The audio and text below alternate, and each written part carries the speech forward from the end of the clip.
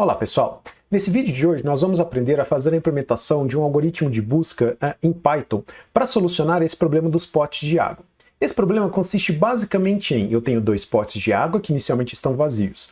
Um pote tem capacidade de 7 litros, outro pote tem a capacidade de 5 litros e ao final do meu processo de busca eu quero ter 4 litros em qualquer um dos dois potes. Tá? Os movimentos possíveis nesse problema de busca são encher completamente um dos potes, esvaziar completamente um dos potes ou verter o conteúdo de um pote em outro pote. Tudo bem?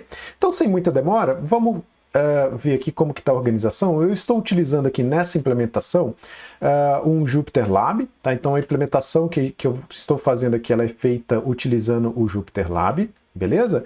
Então aqui eu estou mostrando um notebook onde inicialmente eu estou exibindo aqui, né, a configuração inicial, meu estado inicial desses dois potes, certo? Os dois estão vazios, ou seja, tem 0 litros dentro de cada um, e ao final eu quero chegar em uma situação em que eu tenha não importa o quanto no primeiro pote e 4 no segundo, ou 4 no primeiro pote, não importa o quanto eu tenho no segundo pote, beleza? Bom, para isso então, a primeira coisa que a gente vai fazer vai ser gerar uma função que vai gerar os filhos para a gente, tá? Então, dado um estado qualquer, beleza? Eu vou ter dois filhos. Nesse problema, nessa implementação que a gente vai fazer, nós vamos considerar que um estado é uma lista com duas posições, onde na primeira posição eu tenho a quantidade em litros armazenado no primeiro pote, e na segunda posição eu tenho a capacidade em litros armazenado no segundo pote, beleza? Bom, então, dada essa situação, né, dada essa configuração, vamos criar aqui uma função que eu vou chamar aqui de GenerateSons, tá? Que vai simplesmente gerar os filhos de um estado S qualquer, tá? Então, S aqui para mim é uma lista com duas posições, sendo que S0 é a quantidade... Opa! Deixa eu pôr o comentário aqui, né? S na posição 0 é a quantidade de litros no pote 1, e S na posição 1 é a quantidade de litros no pote 2, beleza? Dito isso, né, a gente tem aqui que mapear todas as possibilidades, todos os movimentos que eu posso fazer a partir de um estado qualquer, né? Então eu posso encher o pote 1, eu posso encher o pote 2, eu posso esvaziar o pote 1, eu posso esvaziar o pote 2, posso também verter o conteúdo do pote 1 no pote 2, e o contrário, né? Verter pote 2 no pote 1, beleza? Então o que eu quero fazer aqui agora? Agora eu quero mapear quais são as possibilidades, né, os estados gerados para cada um desses movimentos aqui, beleza? Antes da gente começar, então, vou só criar aqui uma lista, né, list of sons aqui, que vai receber um list, beleza? Que vai ser literalmente uma lista que vai armazenar todos os filhos de um nó, tá? Armazena os filhos de um nó, beleza? Bom, com isso, então, o que a gente tem aqui agora é que criar, então, cada um dos filhos, né, desse nó, dadas esses movimentos aqui, e colocar os filhos válidos aqui nessa lista de filhos que eu acabei de instanciar aqui, beleza? Bom, quando eu vou encher o pote 1, né, nesse primeiro movimento, o filho, né, vou chamar aqui de state, vai ser aquele par, né, aquela lista contida por 7 litros, certo? E permanece inalterada a capacidade que eu tinha no pote 2, beleza? Então, se eu estou enchendo o pote 1, eu vou colocar nele a capacidade máxima, e no pote 2 permanece inalterado, tudo bem? Se eu vou encher o pote 2, né, é o contrário. Então, meu filho aqui agora vai receber, aqui eu só preciso, antes de mais nada, né, list of sons, list of sons.append esse estado aí, tá? Ou seja, estou gerando o estado decorrente, o estado filho decorrente de encher o primeiro pote, estou colocando esse estado na minha fila, na minha lista que eu acabei de criar aqui, tá? De maneira análoga, né, quando eu encho o segundo pote, né, o conteúdo do primeiro pote permanece inalterado e o conteúdo do segundo pote é 5 litros, independente do que eu tinha ali antes, certo? Então, de maneira análoga, list_of_sums.append state. Beleza? Então percebam, estou criando a lista, né, com duas posições, que é o nó filho, nesse caso, né? Estou appendando esse cara aqui na minha posição. Beleza? De maneira análoga aqui, né, estou enchendo o segundo pote, criei a lista com duas posições, com o conteúdo de cada um deles, e estou appendando. Bom, aqui é a mesma coisa, né? Se eu vou esvaziar o primeiro pote, né, o estado filho é aquele em que eu vou ter 0 litros no primeiro e o conteúdo do segundo permanece inalterado. Sums.append o meu estado. De maneira análoga, né? Quando eu vou esvaziar o pote 2, o novo estado gerado vai ser aquele em que o conteúdo da primeira posição é inalterado e o segundo é 0, certo? Sums.append o meu estado. Aí, aqui é que eu vou ter que pensar um pouquinho mais, né? Verter o conteúdo do pote 1 no pote 2, certo? Olha o que eu vou ter que fazer aqui, ó. Se o conteúdo do primeiro pote for maior ou igual a 5 menos o conteúdo, 5 menos o conteúdo do segundo pote, então o meu nó filho vai ser contido por o que eu tinha lá na primeira posição, menos 5 menos S na posição 1 e 5. Beleza? O que eu estou fazendo aqui? O que eu estou verificando? O que eu tenho no pote 1, né, o que eu tenho aqui no pote 1, é maior? Existe alguma coisa ainda a ser preenchida no pote 2? Né? 5 menos S1 é o quanto que falta para eu encher lá, certo? O segundo pote, que tem capacidade de 5 litros. Estou verificando se o que eu tenho nesse segundo pote se é maior ou igual ao que falta para eu preencher ali, certo? Então, se for maior ou igual, eu ainda continuo com alguma coisa nesse primeiro pote e o segundo pote fica cheio, certo? Com a capacidade máxima, né? Caso contrário, caso o que eu tenho ali seja menor do que o que falta para eu preencher, né? Então, S na posição, o meu estado, né? State vai receber essa lista 0 e S na posição 1 mais S na posição 0, né? O que eu estou verificando aqui, né? O que eu tenho, vai sobrar alguma coisa? Esse primeiro if me diz o seguinte, vai sobrar alguma coisa no primeiro pote quando eu verter o conteúdo dele para o segundo? Se sobrar alguma coisa, eu tenho que fazer esse cálculo aqui, beleza? Caso contrário, caso o que eu tenho no pote 1 seja menos do que falta para encher ali, esse primeiro pote fica vazio, o segundo pote fica com o somatório dos outros dois, beleza? E agora falta eu fazer, né? List of sums.append meu estado gerado. Beleza, ótimo. Agora eu tenho que ver essa questão do segundo pote, né? Para o segundo pote, verter o pote 2 no pote 1, o pensamento é o mesmo, né? Então, ficaria da seguinte forma. If S na posição 1 for menor ou igual a 7 menos S na posição 0, né? Ou seja, o que eu tenho ali, né, o que eu tenho nessa primeira posição, ele é menor ou igual ao que falta para eu encher esse primeiro pote, né? Se for, eu vou fazer o seguinte. state vai receber essa lista. S na posição 0 menos 5 menos S na posição 1 e 5. Certo? Se não, meu filho vai ser... Não, perdão. Isso aqui eu estou fazendo a mesma coisa que eu fiz ali em cima, né? Eu estou vertendo o pote 2 no pote 1. Desculpa. Não é isso. O que eu tenho que fazer aqui vai ser state, vai receber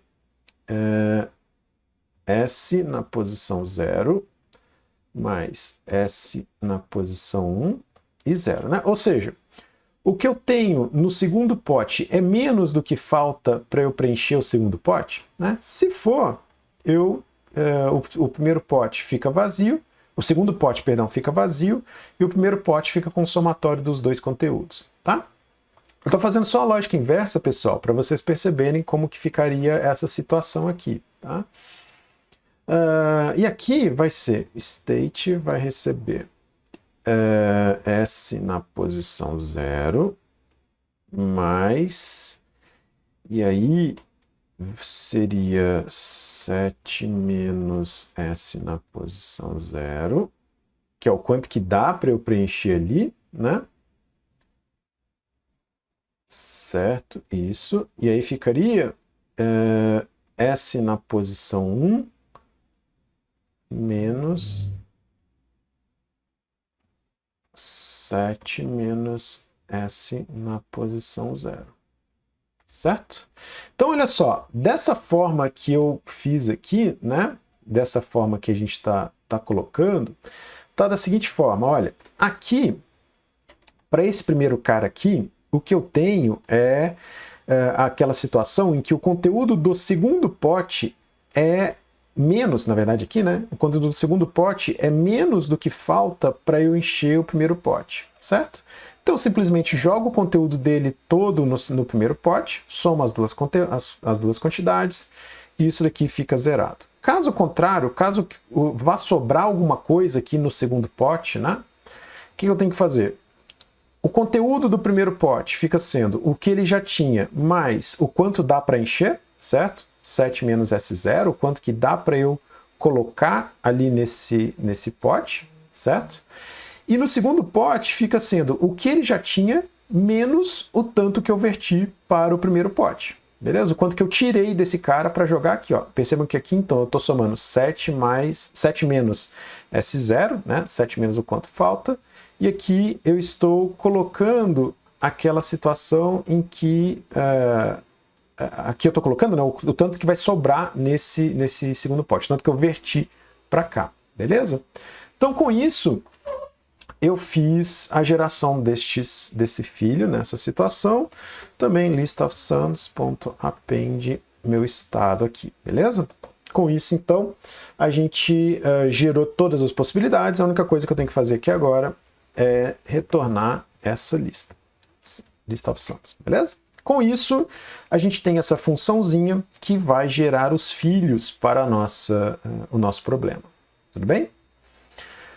Bom, uma segunda função que a gente precisa aqui nesse caso é verificar se, dado um estado S qualquer, né, se ele é um estado final ou não, né? Então, vou chamar aqui essa minha funçãozinha, vou criar aqui uma função auxiliar, né, que eu vou chamar de isGo, certo? Que vai receber um estado S qualquer, e aí vai funcionar da seguinte forma. If o S na posição 0 for igual a 4, ou S na posição 1 for igual a 4, né?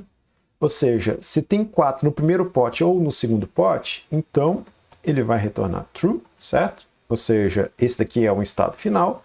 Caso contrário, ele vai retornar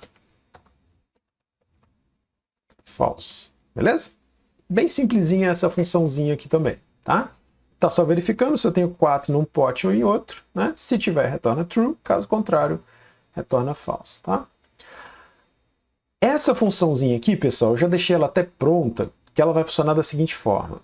Quando a gente for fazer aqui o nosso processo de busca, que vai estar nessa célula aqui embaixo, né, a gente vai precisar, em algum momento, utilizar um dicionário para armazenar o caminho, né, quem é o pai de um determinado nó, tá? No caminho que eu fui percorrendo, beleza?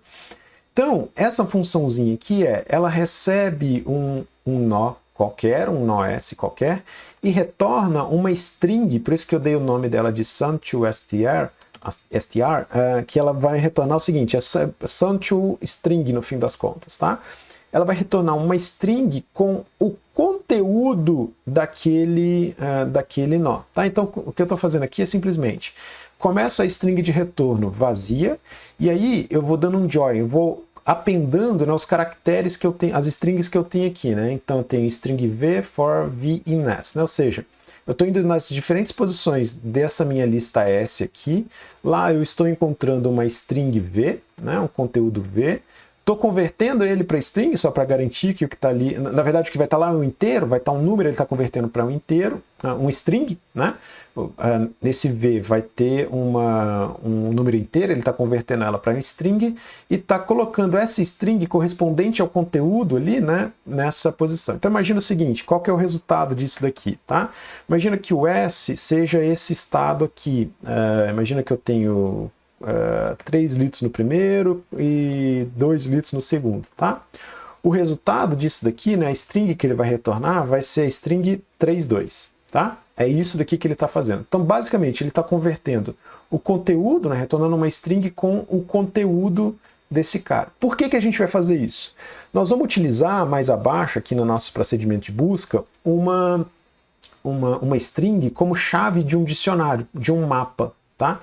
Então, para a gente poder utilizar esse mapa, né, a chave dele precisa ser um objeto imutável, um objeto inalterável, tal como uma string. Tá? Então, por isso que a gente tem que fazer essa funçãozinha auxiliar aqui, só para a gente retornar uma chave única, digamos assim, que identifica o estado que eu estou naquele momento, tá bom? Então, se a gente perceber, né, o que caracteriza um estado aqui para mim é o conteúdo dos dois potes, né? Eu estou simplesmente retornando uma string que me dá essa ideia, que me retorna o conteúdo desses potes ali, tá?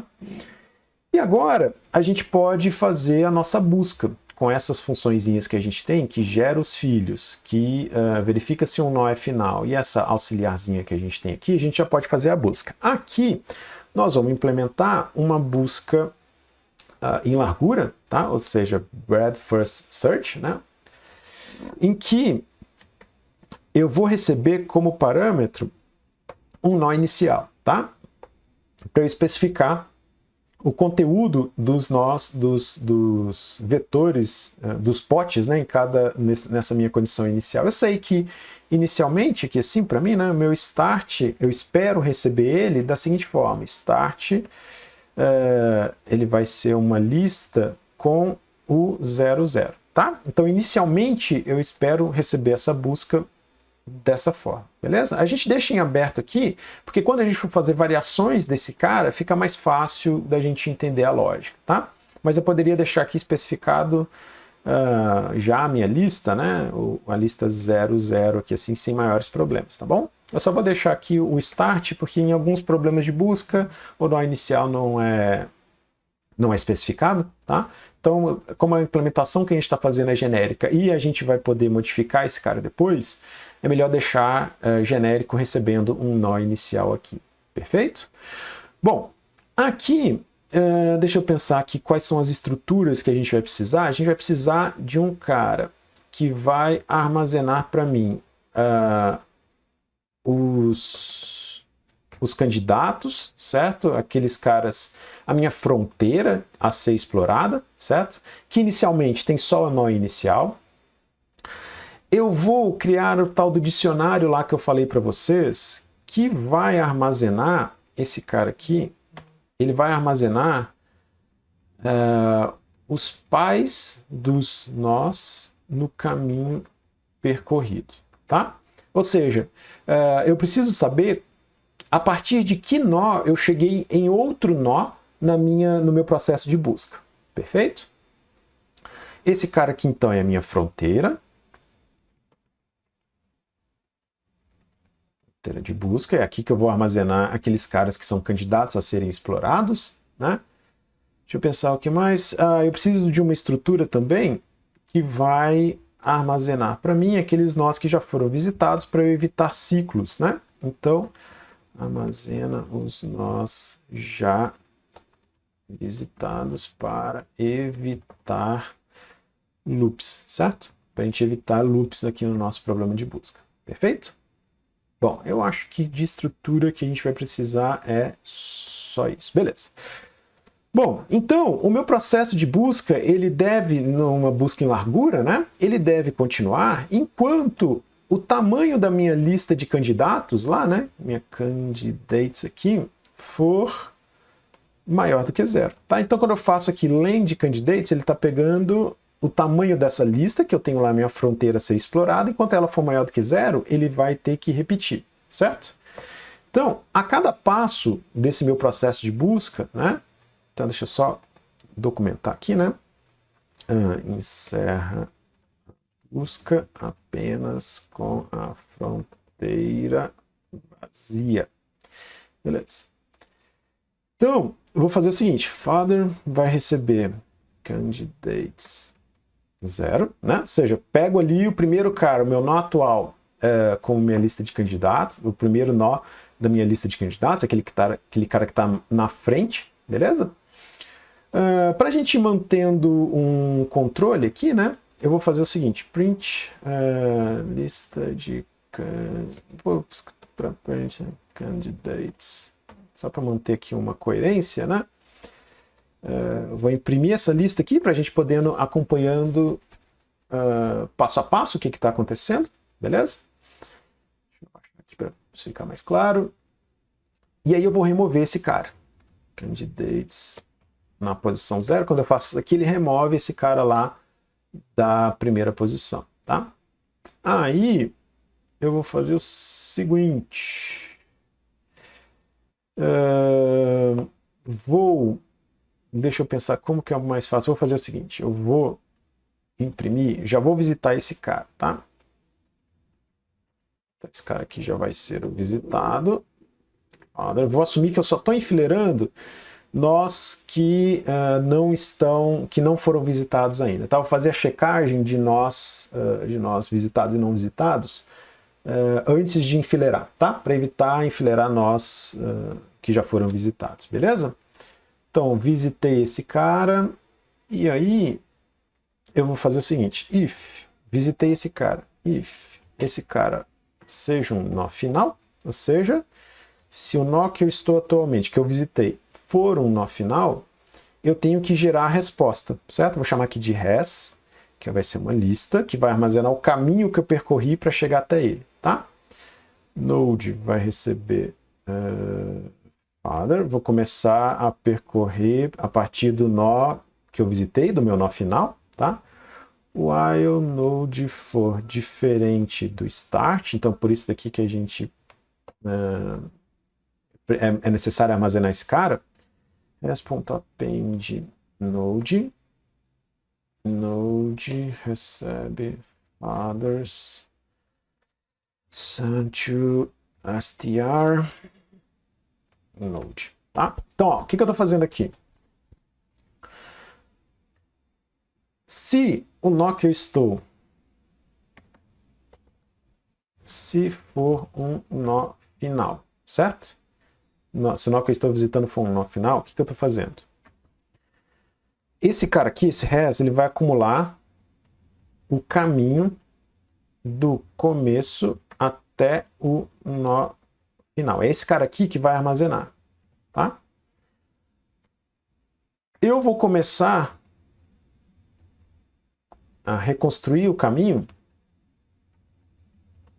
a partir do nó final. Tá? Então, volta no caminho até encontrar o nó inicial. Tá? Então, o que eu estou fazendo aqui? Ó? Eu estou basicamente fazendo um processo de busca, reconstruindo o meu processo de busca considerando que eu cheguei aqui num nó final, certo? Ou seja, esse father é o nó que eu estou atualmente. Cheguei no nó final. Eu vou reconstruir todo o caminho do nó inicial até esse nó final que eu estou atualmente aqui, tá? Ele está fazendo dessa forma, ó. Ele está colocando o nó final inicialmente lá na minha lista de resposta, e aí ele está buscando esse fathers aqui, a gente vai ver já já, tá? Esse fathers, o que ele faz é um dicionário em que para um nó eu tenho armazenado quem é o pai dele naquele processo de busca, tá? Então eu vou fazer assim, já já isso aqui fica mais claro para vocês, tá? Eu vou mostrar já já a segunda parte desse cara, tá? Então gerei esse res ele vai ter o meu processo de busca, né, do final para o inicial. Eu só preciso colocar o inverso, né? Então vou colocar aqui primeiro o nó inicial, né? O nó inicial aqui. E aí eu vou fazer um res.reverse aqui, tá? Isso daqui, como a minha lista ela tá invertida, né? Ela tá do nó final para o nó inicial, esse reverse deixa do inicial para o final, tá? E aqui print solution found, vou pôr aqui, solution found, e aí eu vou imprimir esse res e vou só pedir aqui para dar um input, só para ele ir pausando aqui, tá?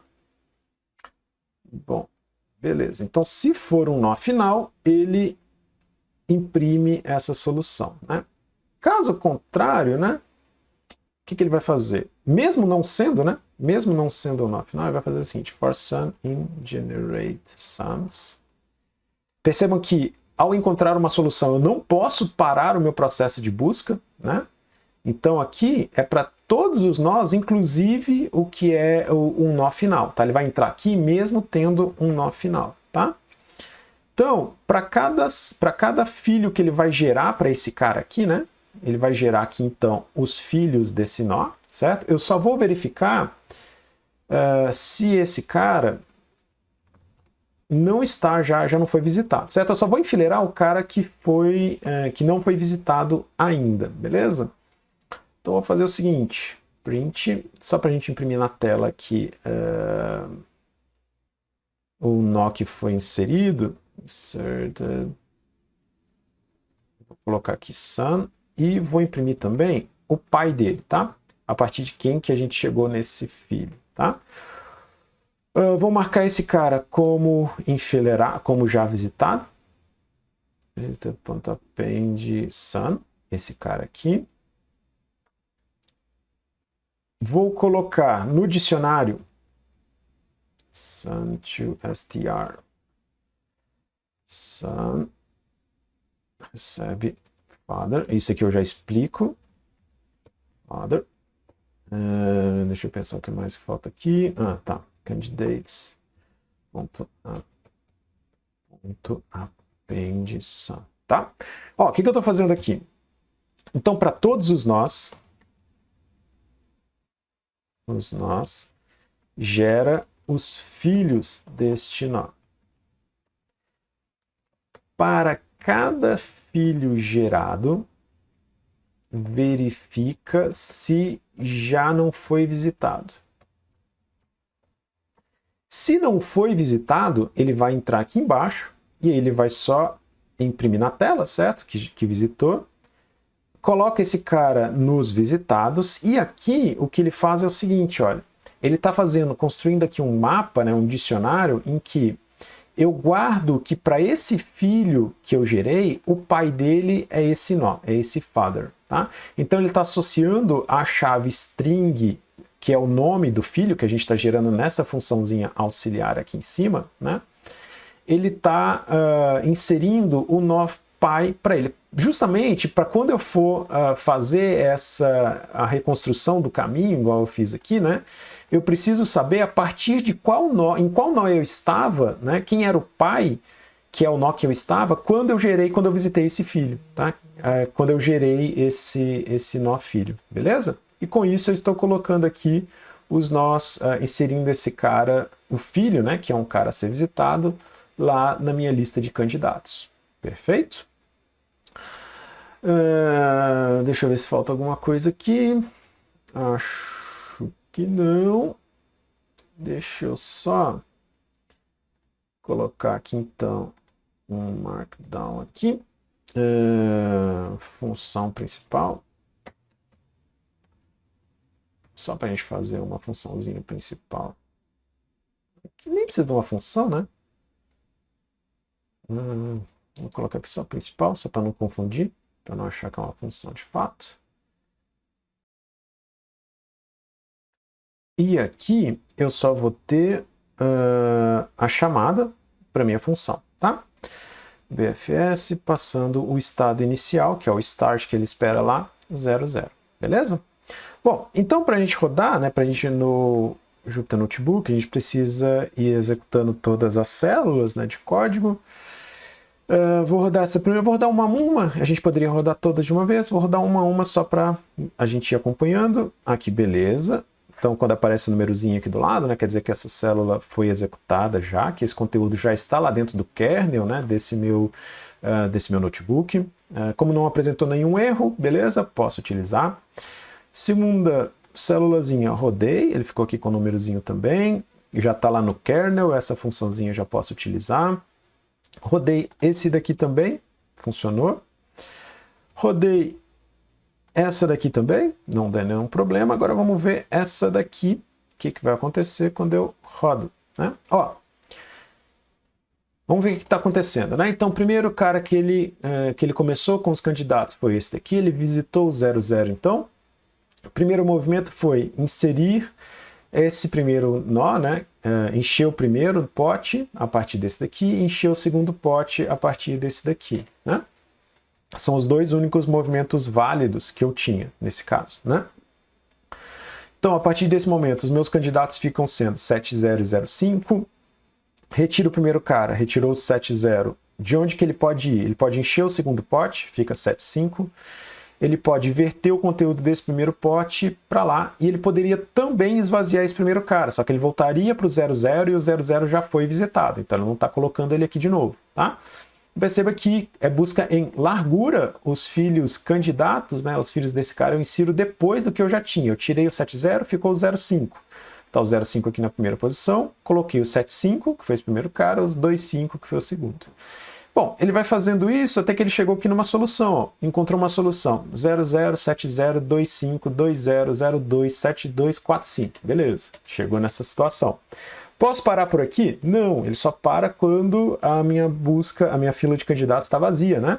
Então eu coloquei esse input que eu coloquei aqui em cima, né? Esse inputzinho é só para ele, ao achar uma solução, parar ali, né? Até que a gente digite um Enter aqui para esse cara, tá? Digitei um Enter, então o próximo cara, ele encontrou aqui o 40, inseriu aqui, pode chegar no 40 a partir do 45, que foi o nó final que ele tinha achado, né? Continua a busca até que ele achou esse 40 aqui, né? Solução 00, 70, 25 e assim por diante. Próximo cara. Continua a busca, encontrou mais uma solução. Continua a busca, encontrou mais uma solução. Continua a busca, encontrou mais uma solução. E aqui ele encerra, certo? Os meus candidatos só tinha esse 5, retirou ele, não pode chegar em nenhum estado novo, acabou o meu processo de busca aqui, tá? Então, pessoal, essa implementação, ela é bem simplesinha, bem simplória, bem tranquila. Fiz uma implementação genérica para um problema de busca, né, utilizando busca em largura. Percebam que, dessa maneira que está aqui, eu posso utilizar esse mesmo algoritmo de busca em largura para qualquer outro tipo de problema. A única coisa que eu vou precisar mudar é essa geração dos filhos, né? A caracterização de um nó, a caracterização de um nó final, que são definidos nessas funçõezinhas auxiliar, né? Nessa generateSons aqui e nessa isGo aqui, beleza? Então, com isso, a gente consegue reutilizar essa funçãozinha de busca em largura para qualquer outro problema, tá? Para qualquer outra implementação. Então, essa aqui é uma implementação bem simples, bem fácil, bem tranquila, de um problema de busca utilizando busca em largura em Python, beleza? Então a gente para por aqui. Eu vou deixar o link para esse notebook aqui nos comentários aqui na descrição desse vídeo, tá? Para que vocês também possam utilizar. E a gente se vê no próximo vídeo. Até lá!